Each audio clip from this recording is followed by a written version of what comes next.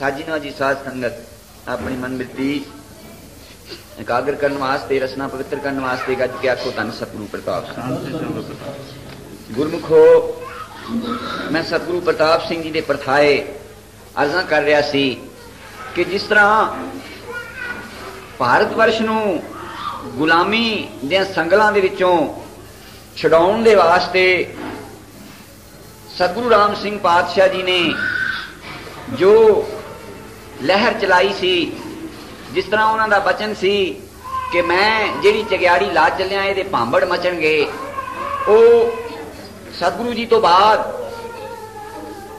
ਤਿਲਕ ਤੇ ਮਹਾਤਮਾ ਗਾਂਧੀ ਤੇ ਹੋਰ ਜਿਨ੍ਹਾਂ ਦੇ ਕਿ ਗਿਣਤੀ 'ਚ ਨਹੀਂ ਆਉਂਦੇ ਕਿੰਨੇ ਕੁ ਮਹਾਤਮਾ ਮਹਾਪੁਰਸ਼ ਦੇਸ਼ ਦੀ ਆਜ਼ਾਦੀ ਵਾਸਤੇ ਅੱਗੇ ਵਧੇ ਔਰ ਉਹਨਾਂ ਨੇ ਇਹ ਲਹਿਰ ਚਲਾਈ। ਤੇ ਜਿਸ ਤਰ੍ਹਾਂ ਇਤਿਹਾਸ ਪੜ੍ਹਨ ਤੋਂ ਪਤਾ ਲੱਗਦਾ, ਸਤਿਗੁਰੂ ਪ੍ਰਤਾਪ ਸਿੰਘ ਜੀ ਨੇ ਜਿਸ ਵੇਲੇ ਦੇਖਿਆ ਕਿ ਇਹ ਇੱਕ ਜਮਾਤ, ਇੱਕ ਪਾਰਟੀ ਬਣੀ ਹੈ ਜਿਸ ਦਾ ਨਾਮ ਕਾਂਗਰਸ ਰੱਖਿਆ ਗਿਆ ਔਰ ਉਹ ਪਿੰਡਾਂ ਔਰ ਸ਼ਹਿਰਾਂ ਦੇ ਵਿੱਚ ਜਲਸੇ ਕਰ ਕਰਕੇ ਦੁਨੀਆ ਨੂੰ ਦੱਸਣ ਲੱਗੀ ਇਸ ਗੌਰਮੈਂਟ ਦੀਆਂ ਕਾਲੀਆਂ ਕਰਤੂਤਾਂ। ਦੇਸ਼ ਭਗਤ ਇਹਦੇ ਵਿੱਚ ਗਰੁੱਪਾਂ ਦੇ ਗਰੁੱਪ ਆ ਕੇ ਸ਼ਾਮਲ ਹੋਏ ਤੇ ਸਤਿਗੁਰੂ ਪ੍ਰਤਾਪ ਸਿੰਘ ਜੀ ਨੇ ਸਾਰਿਆਂ ਨੂੰ ਇਹਦੇ ਵਿੱਚ ਯੋਗਦਾਨ ਦਿੱਤਾ। ਮਹਾਰਾਜ ਨਿਹਾਲ ਸਿੰਘ ਜੀ ਤੇ ਮਹਾਰਾਜ ਗੁਰਦਿਆਲ ਸਿੰਘ ਜੀ ਛੋਟੇ ਭਰਾਤਾ ਸਤਿਗੁਰੂ ਪ੍ਰਤਾਪ ਸਿੰਘ ਜੀ ਦੇ, ਇਹ ਇਸ ਚੀਜ਼ ਦੇ ਵਿੱਚ ਵੱਧ ਚੜ ਕੇ ਹਿੱਸਾ ਲੈਣ ਲੱਗੇ।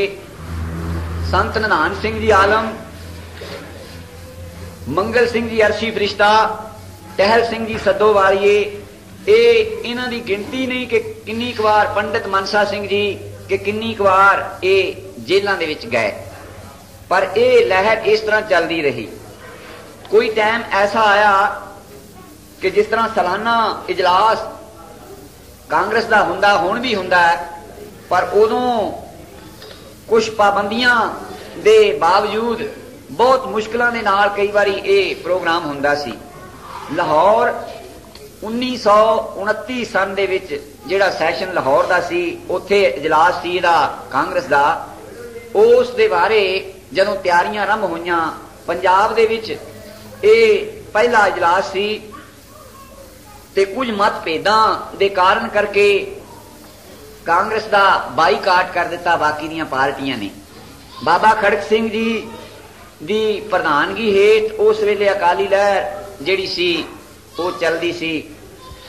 ਇੱਥੋਂ ਹੁਕਮ ਚਲਾ ਗਿਆ ਸ਼੍ਰੋਮਣੀ ਕਮੇਟੀ ਵੱਲੋਂ ਸਭ ਸਿੱਖਾਂ ਨੂੰ ਕਿ ਕਾਂਗਰਸ ਦੇ ਇਸ ਜਲਸੇ ਦੇ ਵਿੱਚ ਕੋਈ ਸ਼ਾਮਲ ਨਾ ਹੋਵੇ, ਇਹਦਾ ਮੁਕੰਮਲ ਬਾਈਕਾਟ ਕੀਤਾ ਜਾਵੇ। ਮੁਸਲਮਾਨਾਂ ਵੱਲੋਂ ਵੀ ਇਸੇ ਤਰ੍ਹਾਂ ਹੀ ਹੋਈ ਤੇ ਹੋਰ ਜਿੰਨੀਆਂ ਸੁਸਾਇਟੀਆਂ ਸੀ ਸਾਰਿਆਂ ਬਾਈਕਾਟ ਕੀਤਾ।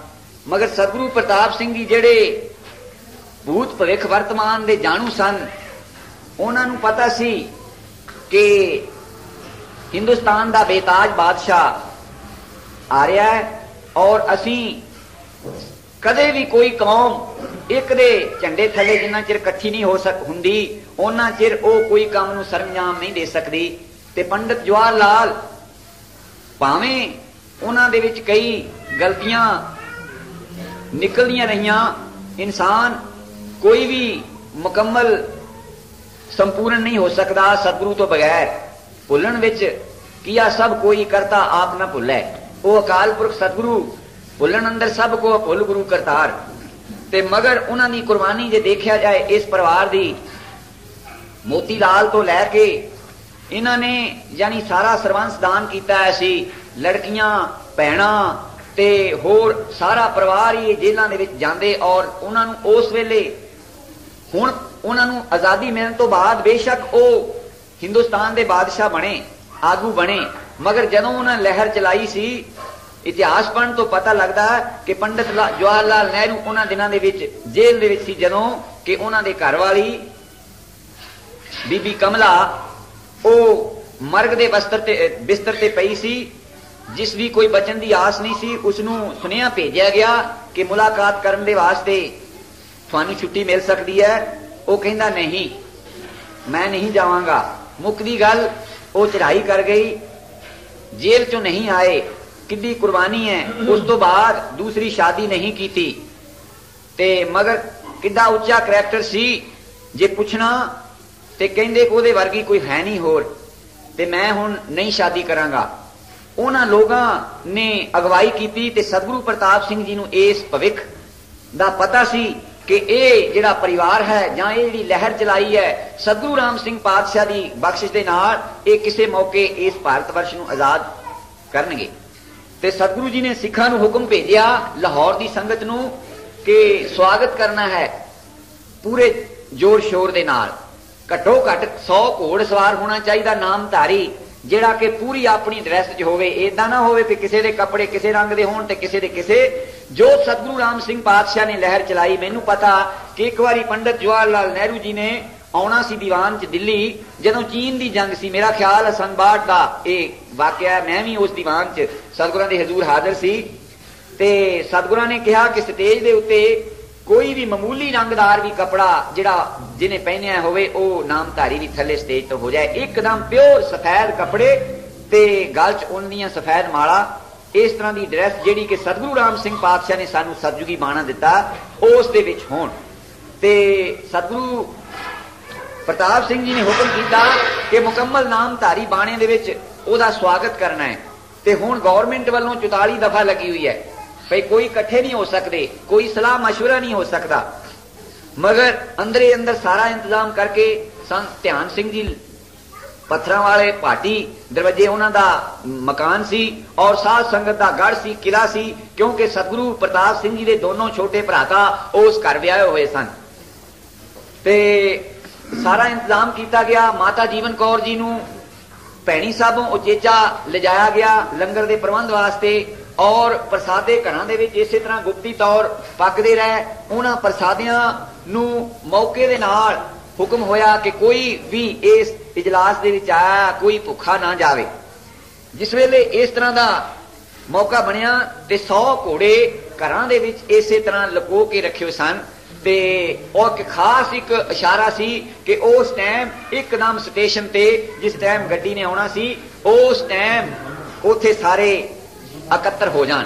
ਜਦੋਂ ਉਹ ਟਾਈਮ ਆਇਆ ਪੰਡਤ ਜਵਾਹਰ ਲਾਲ ਨਹਿਰੂ ਜੀ ਇਧਰੋਂ ਦਿੱਲੀ ਵੱਲੋਂ ਗਏ ਤੇ ਜਾ ਕੇ ਜਿਸ ਵੇਲੇ ਲਾਹੌਰ ਗੱਡੀ ਪਹੁੰਚੀ ਤੇ ਉਸੇ ਟਾਈਮ 5 ਮਿੰਟਾਂ ਦੇ ਵਿੱਚ 100 ਘੋੜ ਸਵਾਰ ਉਹਨਾਂ ਦੀ ਅਗਵਾਈ ਦੇ ਵਾਸਤੇ ਨਾਮਧਾਰੀ ਆ ਕੇ ਖੜੇ ਹੋ ਗਏ ਲਾਈਨਾਂ ਬੰਨ ਕੇ ਤੇ ਉਹਨਾਂ ਨੂੰ ਸ਼ਾਨਦਾਰ ਜਲੂਸ ਕੱਢ ਕੇ ਤੇ ਪੰਡਾਲ 'ਚ ਜਾਇਆ ਗਿਆ ਔਰ ਉਹ ਅਜਲਾਸ 3 ਦਿਨ ਜਾਂ 4 ਦਿਨ ਜਿੰਨੇ ਦਿਨ ਰਿਹਾ ਸਤਿਗੁਰੂ ਪ੍ਰਤਾਪ ਸਿੰਘ ਜੀ ਨੇ ਆਪਣੇ ਖਰਚ ਤੇ ਔਰ ਲੰਗਰ ਇਹਨੇ ਲਵਾਏ ਹੋਏ ਸਨ ਕਿ ਥਾਂ ਥਾਂ ਟੋਕਰੇ ਰਖਾਏ ਹੋਏ ਸਨ ਪ੍ਰਸਾਦਿਆਂ ਦੇ ਕਿ ਕੋਈ ਵੀ ਇਸ ਇਜਲਾਸ ਦੇ ਵਿੱਚ ਆਇਆ ਭੁੱਖਾ ਪਿਆਸਾ ਨਾ ਜਾਏ।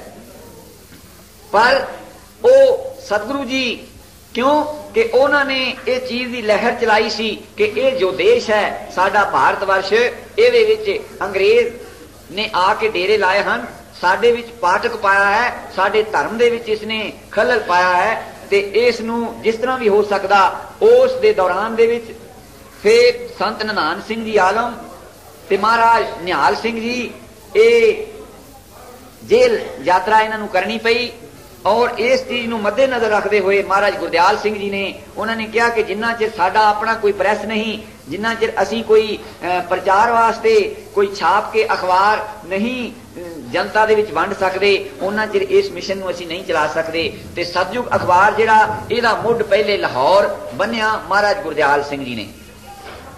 ਤੇ ਉਥੋਂ ਬਾਅਦ ਉਸੇ ਹੀ ਸਾਲ ਸਤਿਗੁਰੂ ਜੀ ਨੇ ਲੁਧਿਆਣੇ ਜਲੂਸ ਨਿਕਲਿਆ ਸੀ।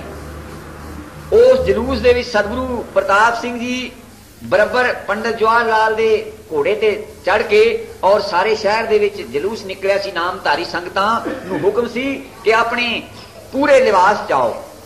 ਸਾਨੂੰ ਇਸ ਚੀਜ਼ ਤੋਂ ਸਿੱਖਿਆ ਮਿਲਦੀ ਹੈ ਕਿ ਅਸੀਂ ਜਿਸ ਵੇਲੇ ਆਪਣੇ ਜਿਹੜਾ ਕਿ ਡਿਸਿਪਲਿਨ 1 ਮਿੰਟ ਲਈ ਫਰਜ਼ ਕਰੋ, ਗੁਰੂ ਗੋਬਿੰਦ ਸਿੰਘ ਪਾਤਸ਼ਾਹ ਜੀ ਨੇ ਜੋ ਸਾਨੂੰ ਮਰਜ਼ਾਦਾ ਦਿੱਤੀ ਸੀ 5 ਕਕਾਰ ਦੀ ਰਹਿਤ, ਜਿਸ ਤਰ੍ਹਾਂ ਦਾ ਸਾਡਾ ਪਹਿਰਾਵਾ ਸ਼ਸਤਰ ਵਸਤਰ ਧਾਰ ਕੇ, ਜੇ ਉਸ ਟਾਈਮ ਇਦਾਂ ਦਾ ਨਾ ਕੰਮ ਕਰਦੇ ਗੁਰੂ ਗੋਬਿੰਦ ਸਿੰਘ ਜੀ ਤੇ ਕਦੇ ਇਸ ਜ਼ੁਲਮ ਨੂੰ ਠੱਲ ਨਹੀਂ ਸੀ ਪੈਣੀ। ਤਾਂ ਤੇ ਸਤਿਗੁਰੂ ਜੀ ਦਾ ਵੀ ਇਹ ਹੁਕਮ ਸੀ।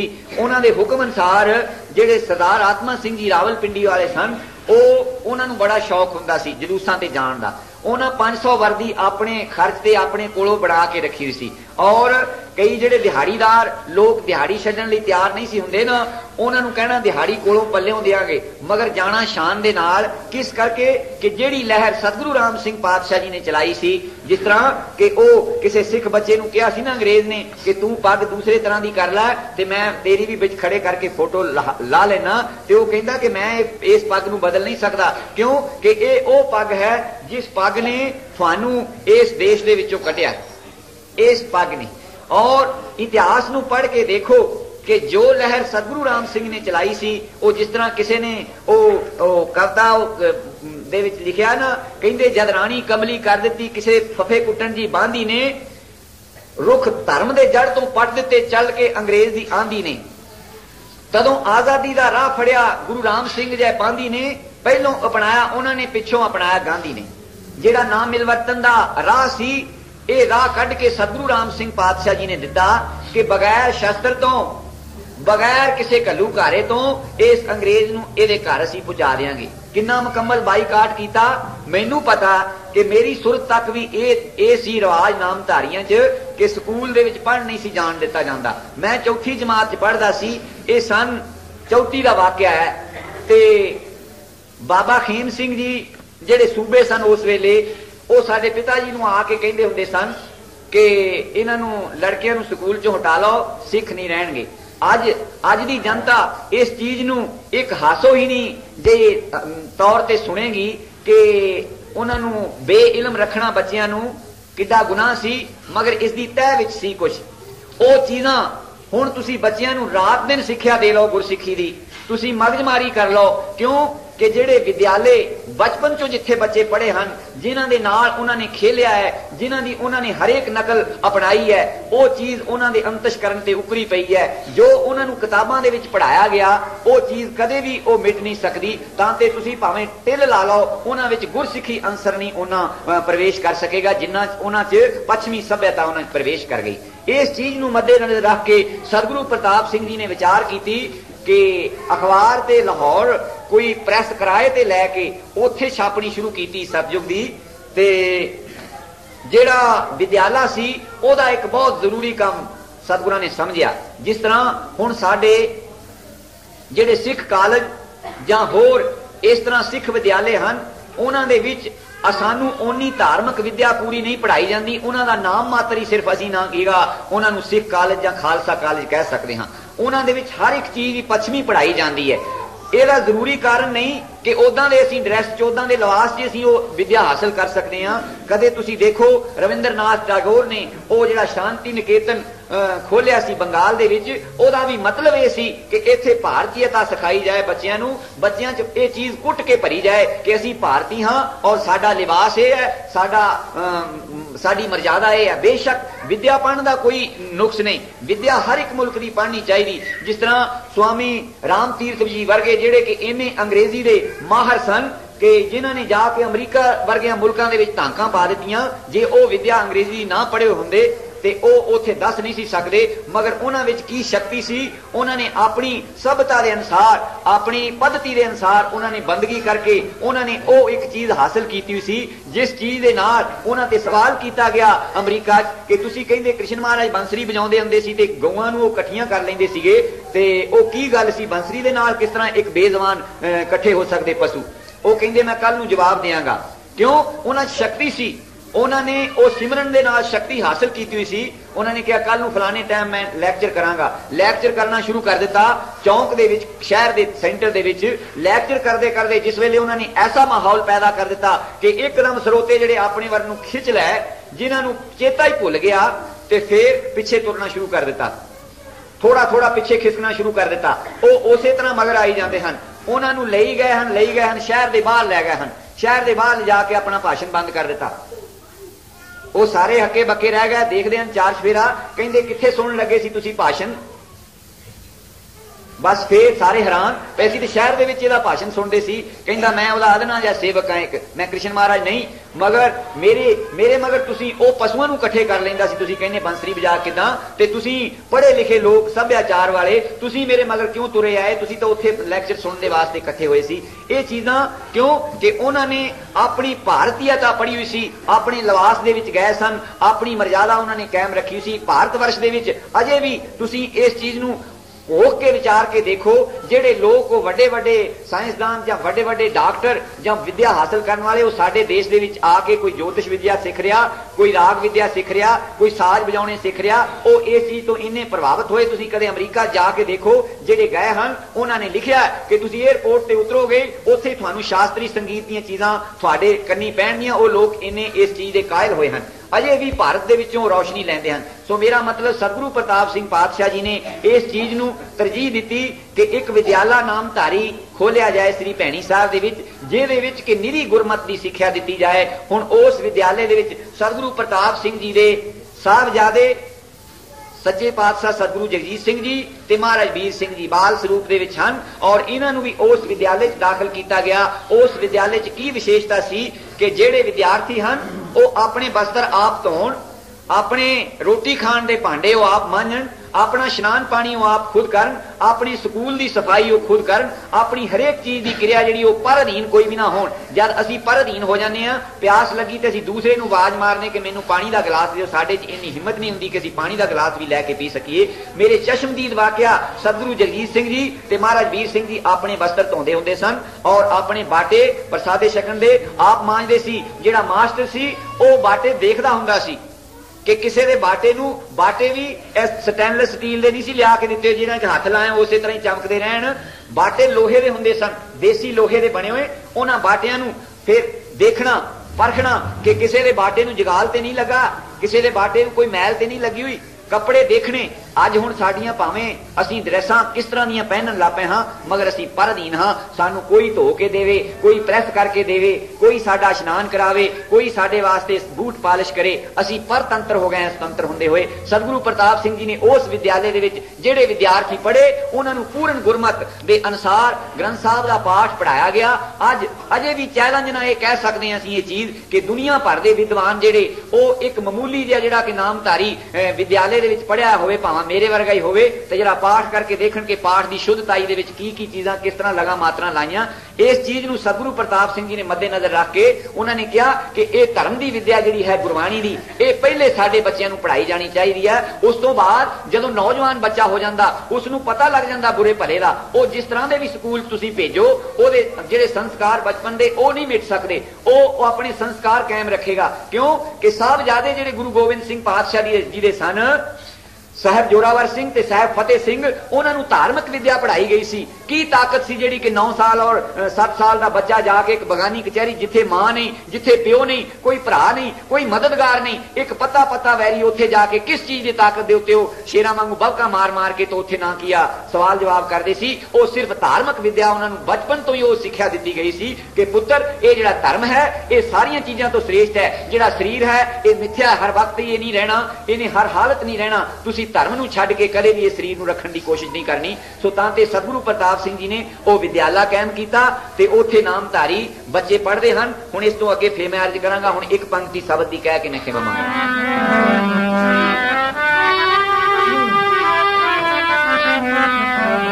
दीन द्वारे आयो ठाकुर शरण परे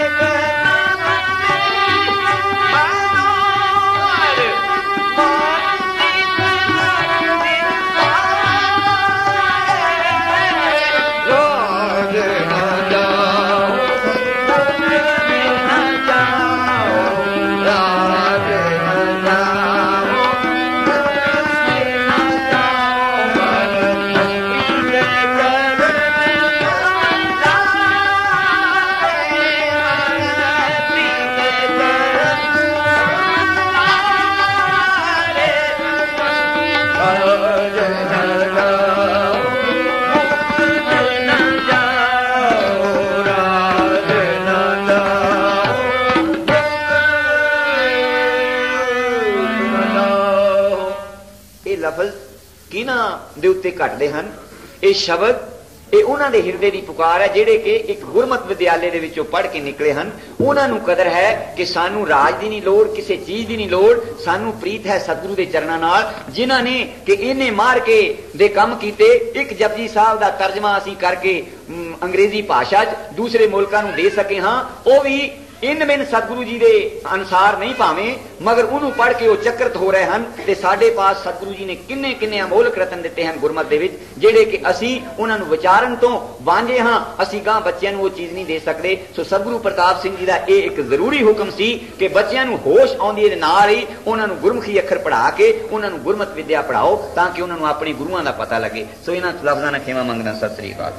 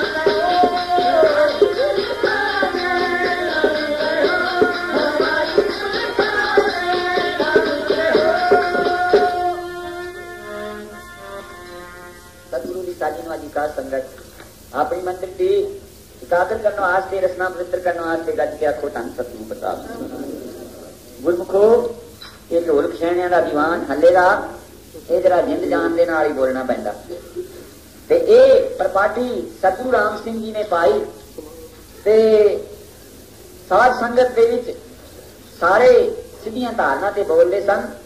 ਉਹਦੇ ਨਾਲ दो चीज़ां ਹੁੰਦੀਆਂ ਤੁਸੀਂ ਗੁਰਬਾਣੀ ਦਾ ਕੀਰਤਨ ਹੁਣੇ सच्चे पातशाह अपने बचना सतगुरु प्रताप सिंह जी फरमाते सन कि जिथे राग नूं प्रधानता इन्हीं दिती वो कठिन विद्या वो बहुत विरले बंदे सीख सकते सी ते सीधे सबर ढोलक छेणियां नाल जोटियां ते सबर सतगुरु राम सिंह पातशाह ने ढोलक छेणियां की दात बख्शी ते ये सबर कबीर जी का है।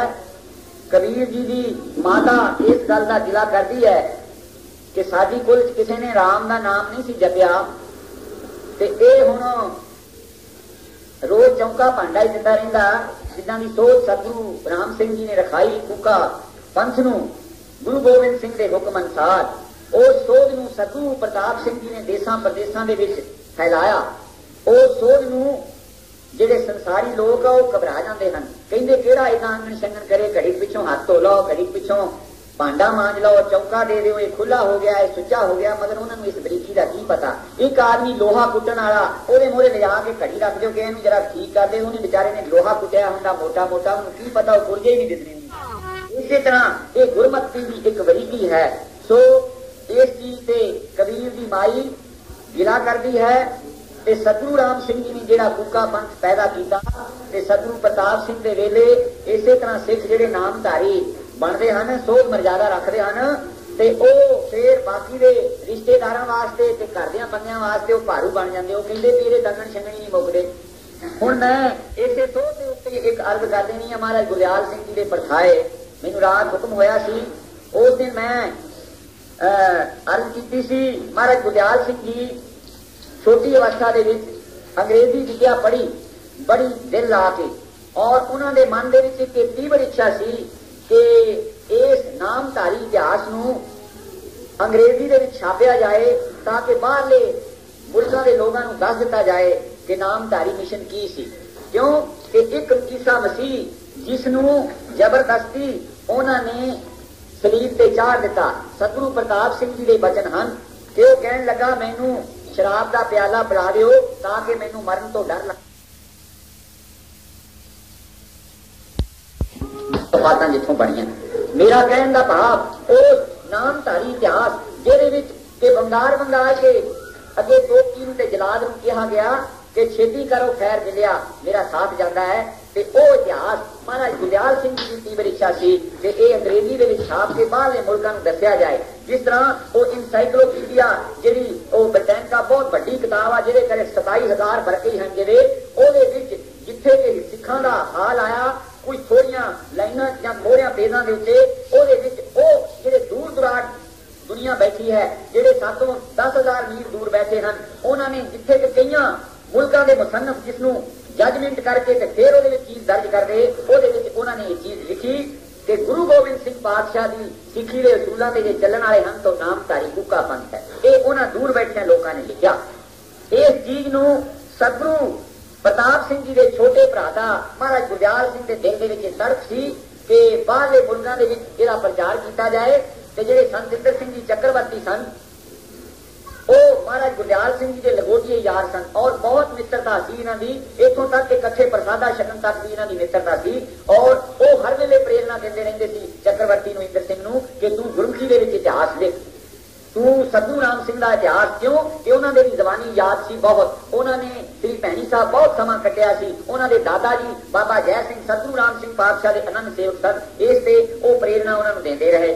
ते हुण साडे नौजवान जिस तरह अंग्रेजी विद्या काफी पढ़ते जाते हैं और पर इस चीज तो इन्ने अधूरे हैं, कभी अपने मिशन की चीज अपने सतगुरुओं का मिशन वो कभी दूसरे लोगों के नाल विचार वटांदरे साझा नहीं करनगे कि साडे पास की चीज़ां हैं। रतन लाल जवाहरात साडे पास छुपे पे हैं, असीं उन्हां दीयां नकलां करके उन्हां दे लिबास पा के उन्हां वांगू बैठ के उन्हां वांगू उठ के उन्हां वांगू खड़े होके खा के उन्हां वांगू एक दूजे की झूठ खा के असीं वो चीज दे विच अपना गौरव समझे। साडे जिहड़े बच्चे जिहड़े नौजवान पढ़ते हैं अंग्रेजी विद्या, अफसोस सानू जे किते 4 अखर आ जांदे ते असीं दुनिया नूं दसदे कि साडी गुरसिखां दी की फिलासफी है। सो महाराज गुरदियाल सिंह जी इस तीव्र इच्छा नूं अपने हिरदे दे विच रखदे सन, मगर अकाल पुरख दी रजा दे नाल उन्हां दी जीवनी बहुत छोटी सी। आनंद उन्हां दा लाहौर जदों पत्थरां वालियां दे घर होया ते साध संगत ने कहा कि सतगुरु प्रताप सिंह जी अमृत छकाउण आनंद दे वेले। सतगुरु जी कहंदे एक शर्त ते अमृत छकावांगा, जे ये सोच रखन आज सोच का मैं शब्द लिया किया कि निभ नहीं सकना। ते सिंघा ने अमृत छकाया, आनंद कारज हो गया। वो थोड़ा बहुत उन्होंने लिखना शुरू किया, मगर उन्होंने वास्ते बहुत छोटी उम्र दे विच कोई उन्होंने बच्चा नहीं सी। बीबी करतार कौर उन्होंने घरवाली का नाम, ते उस बीमारी की हालत दे इंदर से उन्होंने काफी प्रेरणा की थी कि तुसीं इतिहास लिखो, मगर इन्हां तो भी ना वो पूरा उस टाइम कोई हुक्म मन होया। मुकदी गल वो बहुत सीरियस हो गए, यानी बिल्कुल मरण किनारे हो गए। ते उन्होंने इलाज के वास्ते उन्होंने किसी पहाड़ी जगह से जिस तरह के कसौली आदि या इन्हां कुचियां थावां ते डलहौजी हस्पताल बने हुए हैं तब दिखते। ते उन्होंने कश्मीर के पासे बटोत एक जगह है जिहड़ा कि जम्मू तो जिथे तक मेरा ख्याल है कि 100 मील के 90-100 मील के फासले से है। मैं सतगुरु प्रताप सिंह जी हजूरी एक बार उत्थे दर्शन मेला करिया, उस जगह उन्होंने ले जाया गया इलाज के वास्ते। सतगुरां दा पाना सी, उत्थे गए अजे कुछ दिन ही हुए सन।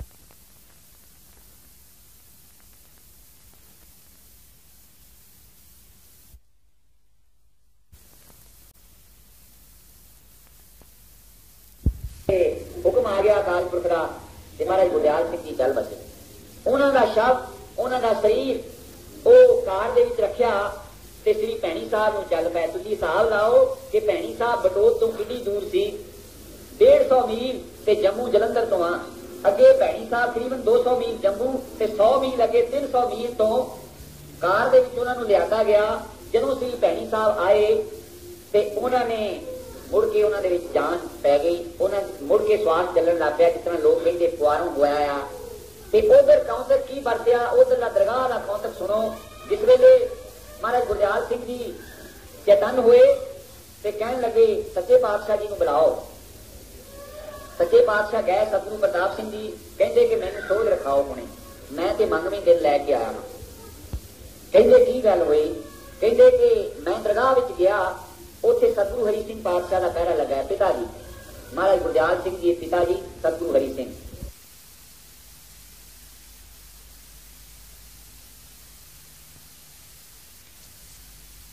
पहरा लगाया। कहने लगे पुत्र जे अगले पासे सतगुरां की हजूरी में जाना तो फिर सोची तो बगैर नहीं जान दिता जाएगा, बाहर रह सकता है। कहते गरीबन बाज की बख्शिश करो, मैं तो भुल कर बड़ी। कहते इन्नी छूट हो सकती कि वापस जाके इस मर्यादा को धारण कर सकते हो। महाराज गुरदयाल सिंह जी मुड़ के सुरजीत होए और उस वेले अमृत तैयार करके उन्होंने अमृत छकाया गया। और हालत उन्होंने किस तरह की है कि आप उठ के बैठ नहीं सकते, इन्ने कमजोर हैं, इन्ने बीमारी के करके शिथिल हैं। मगर उन्होंने ये हुक्म कर दिता सेवादारां नूं कि बिल्कुल लिहाज नहीं करना, मेरा मंजे ते पैर नहीं इसे तरह स्नान कराई जाना। जदों चीता भी छड्डदे हैं, पेशाब भी करते हैं, उस वेले भी स्नान कर लेंदे हैं। कहते हैं कि गागरां जल्दियां भर के मेरे कोल ही रखो, मैं ते मंगवें दिन 15 दिन मंगवें लैके आया हाँ फिर सतगुरु हरि सिंह जी पासों कि सतगुरु प्रताप सिंह की हजूरी विच जाके मैं वो मर्यादा धारण करके आवां। जिहड़ा वचन मैं लाहौर नहीं सी मन्निया वो मैनूं हुण दुबारा होना पिया। 15 दिन जिस वेले बीत गए ते फिर श्वास नहीं पूरे हुए ते अर्ज की सतगुरु प्रताप सिंह पास। कहते गरीबनवाज उथों सतगुरु हरि सिंह पातशाह के हुक्म आया, इत्थे तुसीं गद्दी दे मालक हो, तुसीं बख्शिश करो ते अरदास करो ते मैनूं हुण छुट्टी दिओ, मेरे हुण ना की श्वास पूरे होण ते मैं सतगुरां दे हाज़र होवां। इस तरह सतगुरु प्रताप सिंह जी ने जिस वेले अरदास की ते फिर महाराज गुरदयाल सिंह जी ने शरीर त्यागया ते फिर दरगाह गए जाके प्रवान हुए। ये चीज कई कह रहे हैं कि ऐ जुग मिठा, अगला कहन दिठा, जिन्होंने दिठा उन्होंने आके दस दिता। ये हर एक आदमी नहीं दस सकता, ये एक सानू दसन वास्ते सतगुरां ने एक मजबूआ बना दिता, एक चीज कौतक बना दिता कि देखो तुसीं कहंदे ना कि अगे दिठा नहीं उथों दिठा मुड़ के आए हैं, उस मर्यादा नूं धारण कीता ते फिर दरगाह शुरू हो के गए। तां ते मैं ये सब जिहड़ा कबीर जी दा लिया सी, कबीर जी अज तो कई 100 साल पहले गुरु नानक देव जी तो भी पहले वो मर्यादा सोच ही रखते हैं। वो थां थां का प्रसाद नहीं छकते, वो चौंका दे के प्रसादा सुच्चा बनाते हैं, भावां वो जुलाहियां दे घर का जन्म है उन्होंने मर्यादा।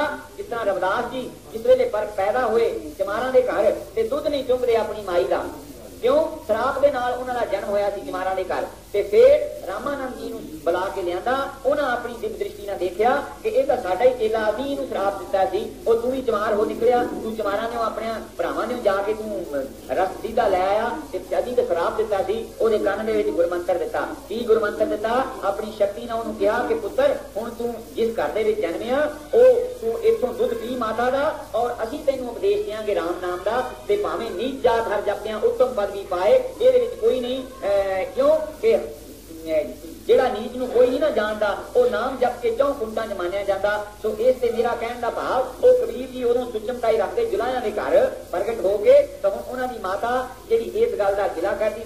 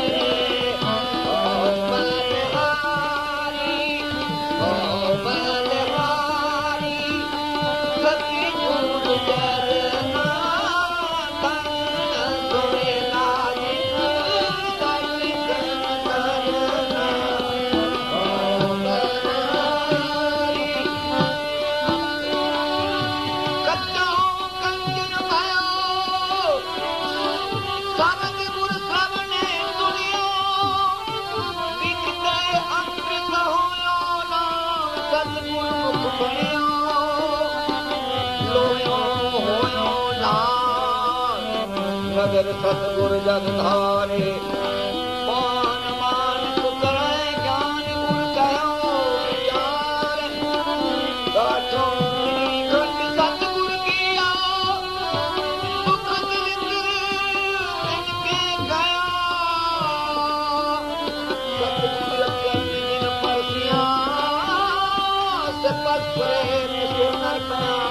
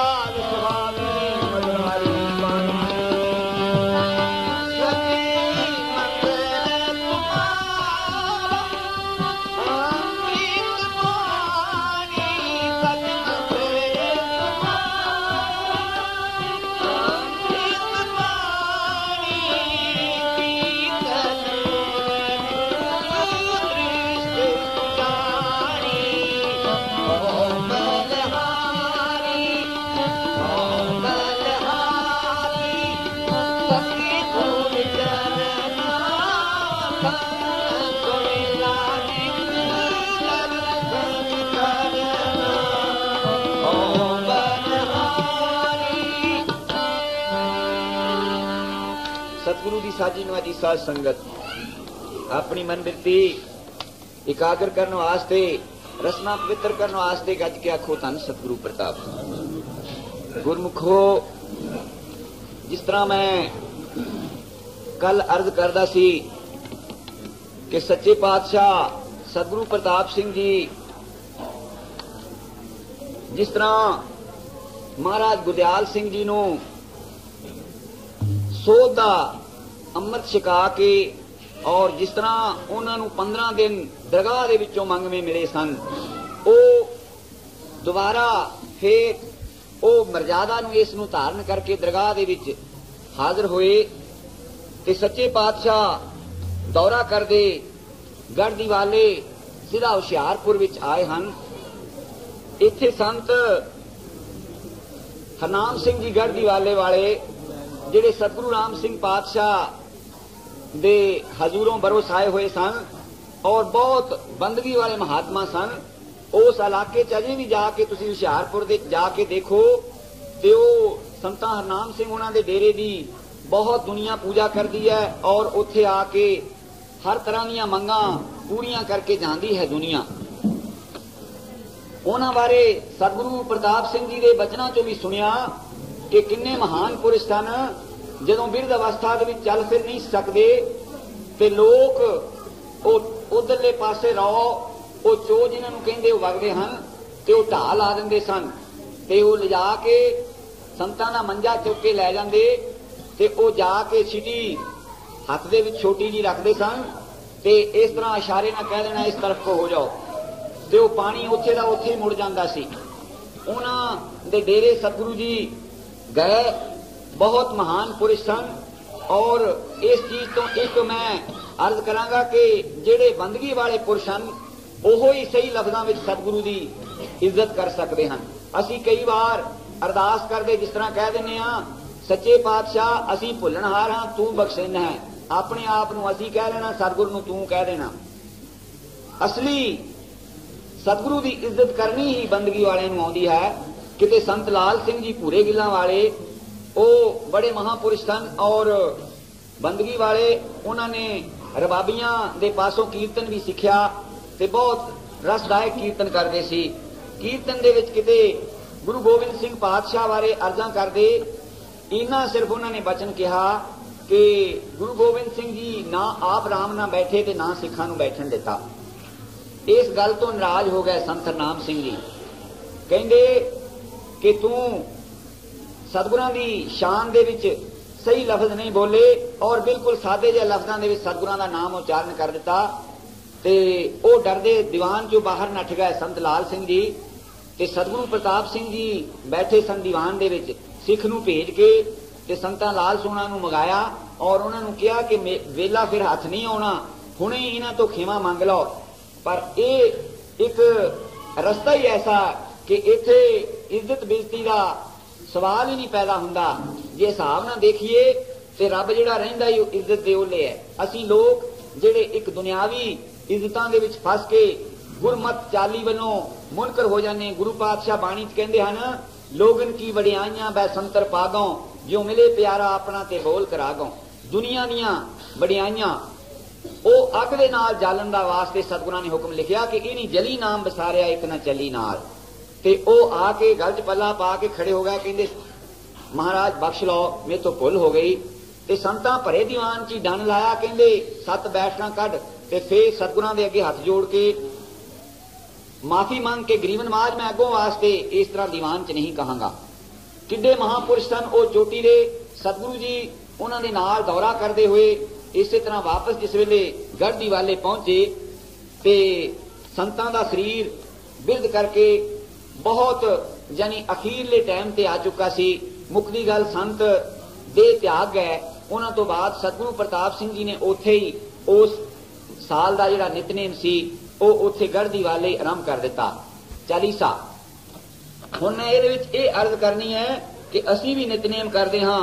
सानू माड़ा जा काम कोई पै जाए असी कहने चलो जी नितनेम च भर के चले जाएंगे। हुण अज ते काम हो गया, अज ते प्राहुणे आ गए। हुण मैं एक छोटा जा उदाहरण देना कि सतगुरु प्रताप सिंह जिन्हां ने ये प्रयोग चालू किए वो किथे तक कुर्बानी करके भी इस प्रयोग दे विच विघन नहीं सी पैण देंदे।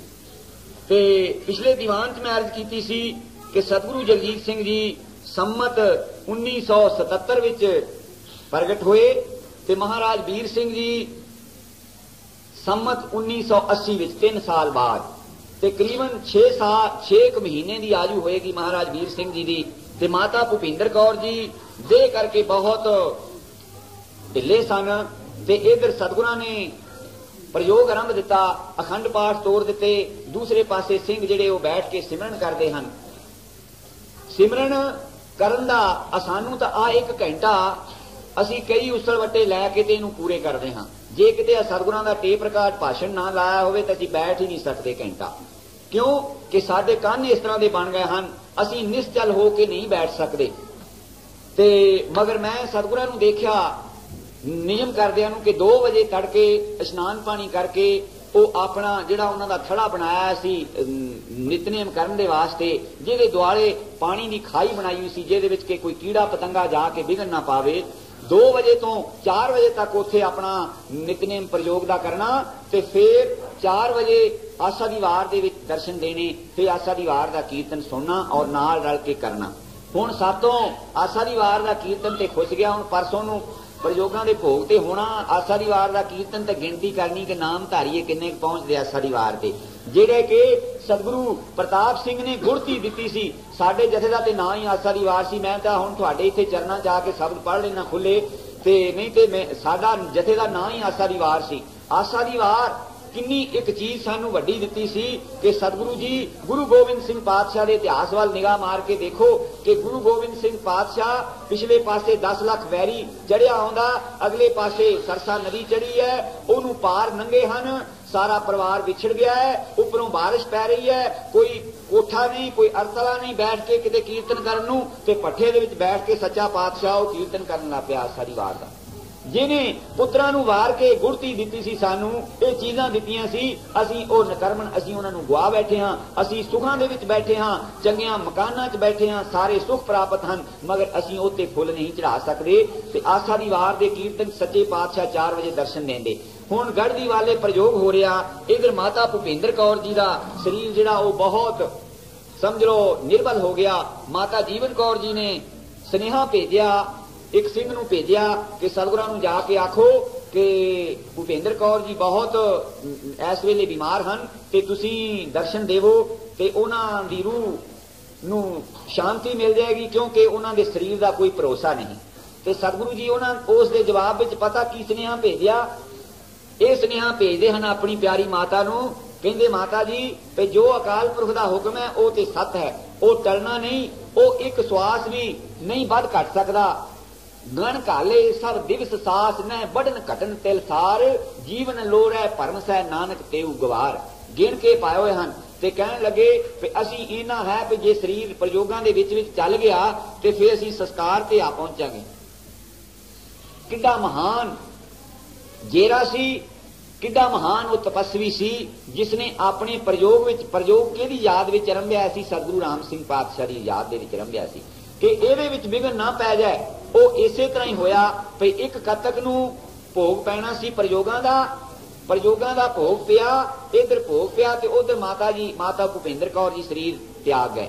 ਤੋਂ ਉੱਥੋਂ ਸਿੱਖ ਨੂੰ ਭੇਜਿਆ ਕਿ ਜਾ ਕੇ ਪਤਾ ਕਰੋ ਤੇ ਅਰਜ਼ ਕਰੋ। ਪ੍ਰਯੋਗਾਂ ਦਾ ਭੋਗ ਪਾ ਕੇ ਸੱਚੇ ਪਾਤਸ਼ਾਹ ਸੰਸਕਾਰ ਤੇ ਪਹੁੰਚੇ। ਉਹ ਸਤਿਗੁਰੂ ਪਾਤਸ਼ਾਹ ਦੇ ਕੀ ਮੈਂ ਗੁਣ ਗਾਇਨ ਕਰਾਂ ਤੇ ਉਹਨਾਂ ਬਾਰੇ ਮੈਂ ਇਹ ਸ਼ਬਦ ਲਿਆ ਕਿ ਹਉ ਬਲਿਹਾਰੀ ਸਤਿਗੁਰ ਚਰਣਾ, ਧਨ ਸੋ ਵੇਲਾ ਜਿਤ ਦਰਸ਼ਨ ਕਰਨਾ, ਜੀਆ ਕੇ ਦਾਤੇ ਪ੍ਰੀਤਮ ਪ੍ਰਭ ਮੇਰੇ, ਮਨ ਜੀਵੇ ਹਰ ਨਾਮ ਚ ਤੇਰੇ। सच हुक्म तुम्हारा तख्त नवासी, आए न जाए मेरा प्रवर नासी। सच मंत्र तुम्हारा अमृत बाणी, शीतल पुरुष दृष्ट सुजानी। सतगुरु दी बाणी जिस तरह किते भी तुसी पढ़ के देखो, मिठ बोलड़ा जी हर सज्जन सामी मोरा, हों सम्मल थकी जियो कदे ना बोले कौरा। कौरा बोल न जाने पूर्ण भगवाने, औगण को न चितारे। सतगुरु सदा ही बख्शिंद है, सद बख्शिंद सदा मेहरवाना, सबना दे ताधारी। तांते सानू सतगुरु पातशाह जी किस तरह भाषण दे विच फरमांदे सन कि तुसी 1 घंटा नितनेम दे वास्ते किस तरह दौड़दे हो। जिस वेले ਨਿਤਨੇਮ ਦੀ ਅਰਦਾਸ ਹੋਣੀ ਹੁੰਦੀ ਉਸ ਵੇਲੇ ਦੌੜ ਜਾਂਦੇ ਹੋ। ਹੁਣ ਅਸੀਂ ਵੀ ਇੱਥੇ ਪ੍ਰਯੋਗ 1.5 ਮਹੀਨਾ ਦਾ ਆਰੰਭਿਆ ਆ, ਮਗਰ ਜਿਹੜੇ ਭਾਗਾਂ ਵਾਲੇ ਕੋਈ ਚੰਦ ਸਰੀਰ ਹਨ ਉਹ ਪਹਿਲੀ ਅਰਦਾਸ 'ਚ ਪਹੁੰਚਦੇ ਹਨ। ਜੇ ਕਿਤੇ ਸਾਡਾ ਭਲਾ ਕੰਮ ਦੇ ਉੱਤੇ ਇਸ ਤਰ੍ਹਾਂ ਕੰਮ ਹੋਵੇ ਭਈ ਕੰਮ ਤੇ ਅਸੀਂ ਇਦਾਂ ਲੇਟ ਕਦੇ ਪਹੁੰਚੇ ਹਾਂ, ਭਾਵੇਂ ਪ੍ਰਸਾਦਾ ਰਹਿ ਜਾਏ, ਭਾਵੇਂ ਕੋਈ ਕੰਮ ਰਹਿ ਜਾਏ, ਘਰ ਦੇ ਵਿੱਚ ਕੋਈ ਬਿਮਾਰੀ ਸ਼ਮਾਰੀ ਹੋਵੇ, ਮਗਰ ਸਾਨੂੰ ਪਤਾ ਹੁੰਦਾ ਜੇ ਕੰਮ ਤੇ ਡਿਊਟੀ ਦੇ ਟਾਈਮ ਸਿਰ ਲੰਘ ਗਏ ਤੇ ਫਿਰ ਸਾਡੇ ਪੈਸੇ ਕੱਟੇ ਜਾਣਗੇ ਜਾਂ ਸਾਡਾ ਨੁਕਸਾਨ ਹੋ ਜਾਏਗਾ। ਵਕਤ ਸਿਰ ਦੁਕਾਨ ਨਾ ਖੋਲੀ ਤਾਂ ਸਾਡਾ ਨੁਕਸਾਨ ਹੋ ਜਾਏਗਾ। ਮਗਰ ਨਿਤਨੇਮ ਦੇ ਵਿੱਚ ਪਛੜ ਜਾਈਏ ਨਾ ਹੋ ਜਾਏ ਇਹਦੇ ਵਿੱਚ ਕੋਈ ਗੱਲ ਨਹੀਂ। क्यों कि बाणी फरमांदी कहंदे लाहे कौ तू ढीला ढीला टोटे कौ बेग धाया सत वखर तू किने नहीं पापी बाधा रे नाया। पहला पैर धंधे गया, दूजे पर सोया, तीजे चाक सिखाया, चौथे भोर पया, कदी चित ना आयो जिन जियो पिंड दिया। उस सच्चे नाम नूं वणजण वास्ते सानू अमृत वेले जाग नहीं आउंदी। क्यों कि असी ते हुण जिस तरह सच्चे पातशाह सतगुरु प्रताप सिंह जी ने हुणे फरमाया सी कि सानू आसा दी वार सतगुरु जी ने एक विधान कायम कीता हुंदा सी कि 5 वजे तो बाद दरवाजे बंद हो जाते। जिथे आसा दी वार पंडाल च होवे चाहे किसी हाल च होवे ओदे दरवाजे बंद हो जाते। फिर 5 वजे तो बाद जिहड़ा आवे वो बाहर ही बैठे। क्यों कि 2 घंटे 5 तो 7 तक फिर बिल्कुल दरवाजे बंद रहने और अखंड कीर्तन होना जिहदे विच कि कोई हिलचाल नहीं होनी। हुण साडी ते जाग ही 7 वजे खुलदी होवे, जे असीं 9 वजे आसा दी वार शुरू करनी होवे ते ओ राग दे संबंध विच भी सोचिया जाए तो आसा दी वार जिहड़ा सवा पैर दे तड़के आसा राग दा टाइम ओ असीं सूरज निकले ना केगा 9-10 वजे शुरू कर दिंदे आ। वेले दी नमाज ते कवेले दीयां टकरां ही हुंदियां हन। सो सतगुरु पातशाह सानू ये सिक्ख्या दिंदे हन, भाई अमृत वेले जागो। अमृत वेले दा जागना बहुत श्रेष्ठ। अमृत वेला सच नाम वडियाई विचार। सो मैं पंक्ति पढ़ के समापत खिमा मंग रहा हूं।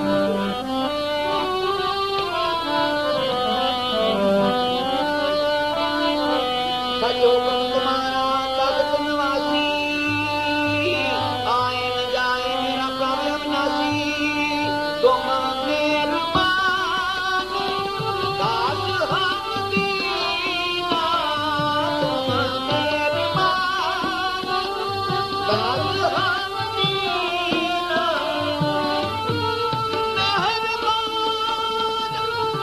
मेहरबान साहिब मेरा मेहरबान सजल को देना।